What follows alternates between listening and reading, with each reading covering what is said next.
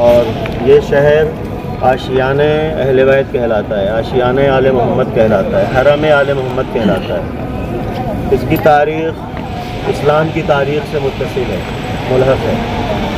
رسول اللہ صلی اللہ علیہ وسلم کے زمانے سے روایات میں ہے اس شہر کا نام قم کیوں رکھا گیا؟ قم، کیونکہ رسول اللہ جب معراج پہ گئے تو یہ احادیث میں موجود ہے، معراج پہ گئے تو انہوں نے دیکھا کہ شیطان کہیں بیٹھا ہوا ہے۔ رسول اللہ نے پوچھا کون ہے؟ جبرائیل سے کہا شیطان اسی سرزمین پہ بیٹھا تھا۔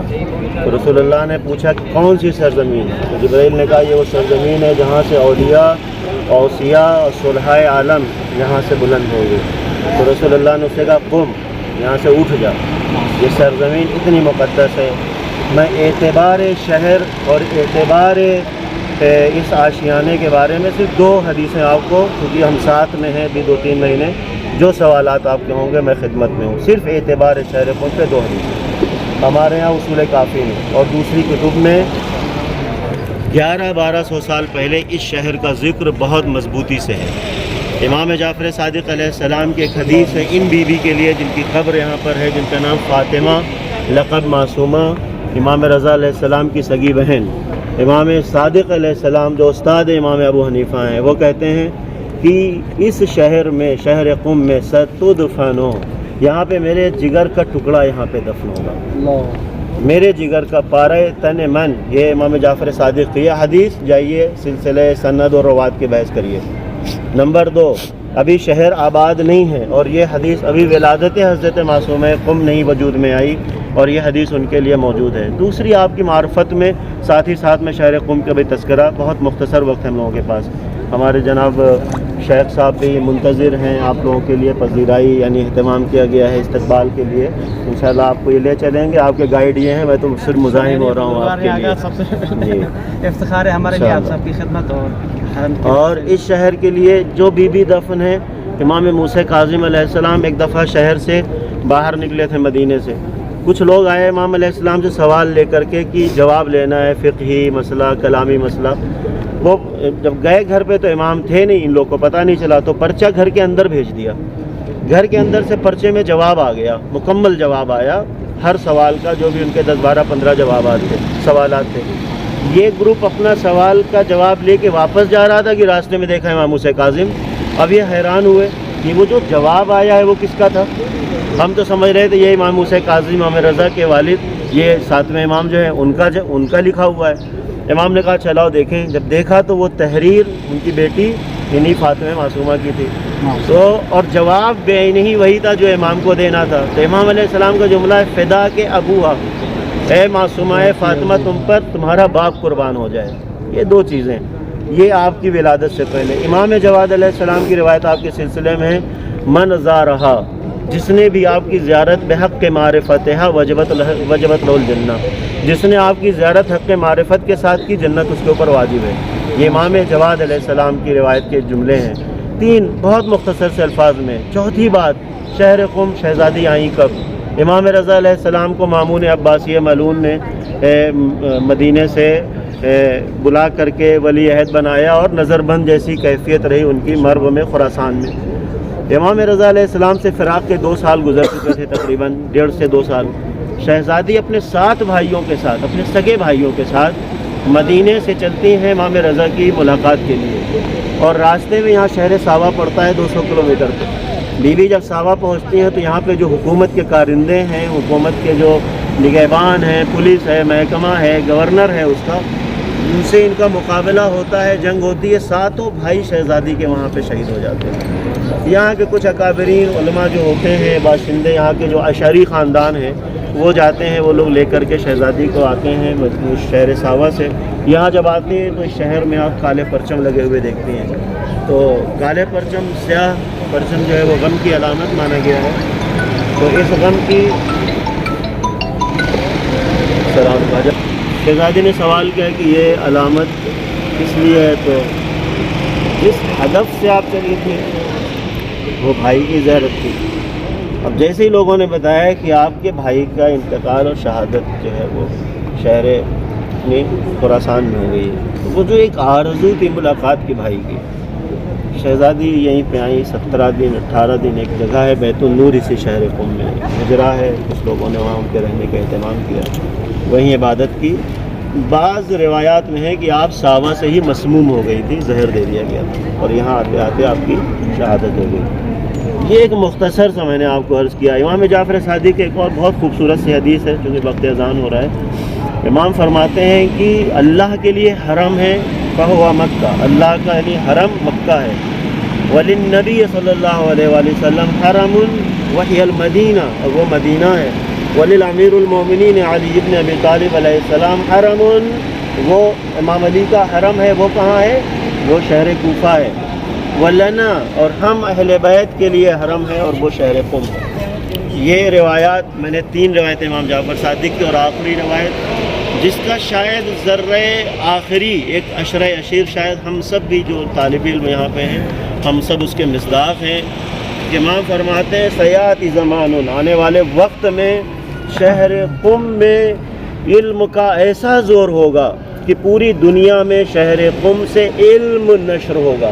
हम अहले बैत का इल्म पूरी दुनिया में नशर होगा, और इस हद तक नशर होगा ये इल्म कि लिन्निसा, वो ख़वातीन जो हजले में बैठी हैं, जो पर्दे में बैठी हैं, इल्म दीन से वो भी मुज़य्यन व आरास्ता होंगी, उन तक भी ये इल्म पहुँचेगा। अर्ज़ ये है, आज इस शहर क़ुम में 1.5 लाख से ज़ायद स्टूडेंट यहाँ पे तालीम हासिल कर रहे हैं। 1 लाख से ज़ायद तालिब इल्म यहाँ पर जामतुल मुस्तफ़ा में है।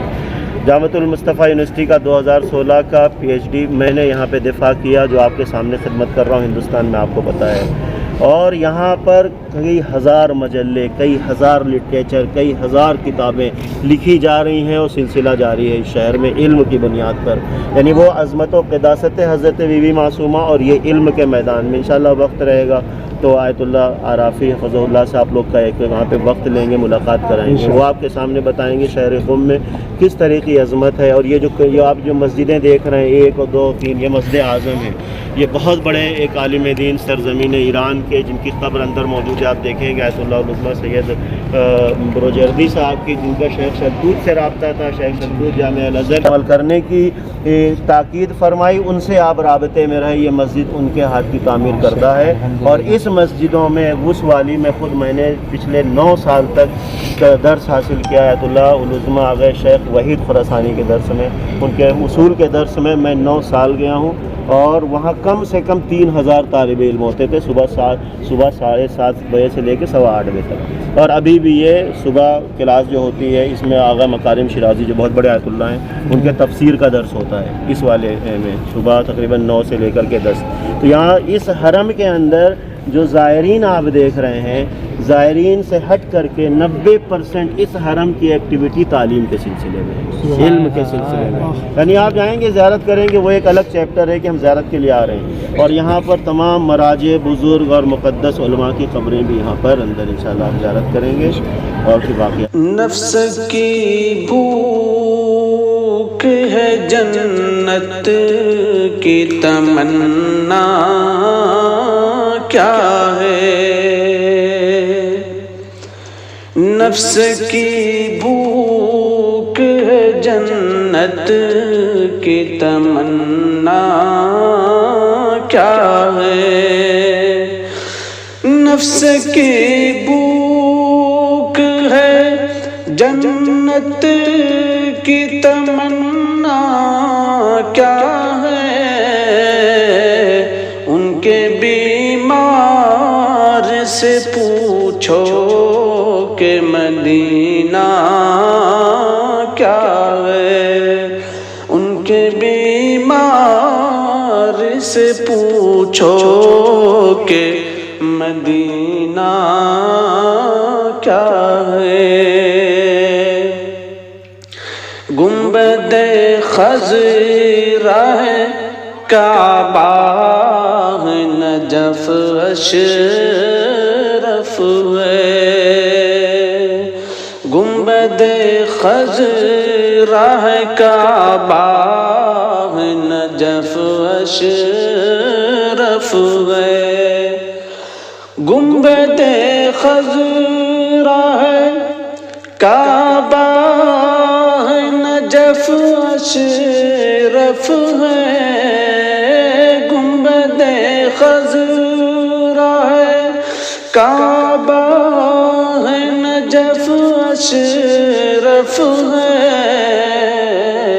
یہ نہ کہنا کبھی اس دنیا میں رکھا کیا ہے، ان کے بیمار سے پوچھو کہ مدینہ کیا ہے، ایک پلے میں سما جائیں گے سب ماہ و نجوم، ایک پلے میں سما جائیں گے سب ماہ و نجوم، ایک پلے میں سما جائیں گے سب ماہ و نجوم، چادر فاطمہ زہرا کو سمجھتا کیا ہے،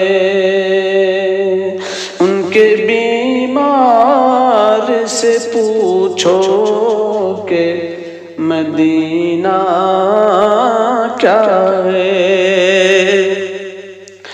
میں نے جو مانگا وہ آقا نے مجھے دے ہی دیا، میں نے جو مانگا وہ آقا نے مجھے دے ہی دیا، میں نے جو مانگا وہ آقا نے مجھے دے ہی دیا، میں نے جو مانگا وہ آقا نے مجھے دے ہی دیا، یہ نہ دیکھا میری تقدیر میں لکھا کیا ہے، ان کے بیمار سے پوچھو کہ مدینہ کیا ہے۔ محترم سامعین کرام، آپ تمام حضرات کا مولانا سعید باقوی صاحب کی یوٹیوب چینل میں استقبال ہے۔ آپ تمام حضرات سے درخواست ہے کہ ہمارے اس چینل کو سبسکرائب کریں۔